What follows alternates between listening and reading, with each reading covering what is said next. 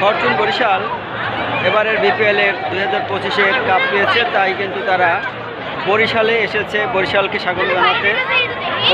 Fortune Barishal দ্বিতীয়বারের মতো BPL cup টুর্নামেন্টে বিজয়ী হয়ে তারা বর্তমানে বরিশালে রয়েছে। তো আমরা এখন বেলস পার্কে, সেখানে হাজার হাজার লক্ষ লক্ষ মানুষের উপস্থিতি হয়েছে। আপনাদের সেই লোকগুলো, অর্থাৎ লোকের যে উন্মাদনা, সেটা একটু দেখাবার জন্যই কিন্তু আজকের এই আপনাদের এই সাথে আনা।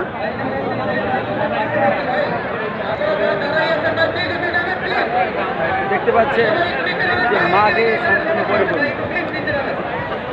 লক্ষ লক্ষ লোকের সমাগম হয়েছে এবং আরও লোক, হাজার হাজার লোক পথে রয়েছেন। এখানে স্কুলের ছাত্রছাত্রী পর্যন্ত তারা এই স্কুলের ড্রেস পরে চলে এসেছে। তারপরে কর্মজীবী মহিলা, কৃষক, রিক্সাওয়ালা, ছাত্র শিক্ষক সবাই কিন্তু চলে এসেছে আজকের এই ফরচুন বরিশালকে স্বাগত জানাবার জন্য। আপনারা দেখতে পাচ্ছেন বরিশাল বেলস পার্কে হাজার হাজার লোকের সমাগম হয়েছে। এই মঞ্চের ভিতরে আমাদের সেই বিপিএলের যে কাপ নিয়ে তামিম ইকবালের দল এখানে উপস্থিত হবেন। দেশি বিদেশি সকল ক্রিকেটাররা এখানে থাকবেন।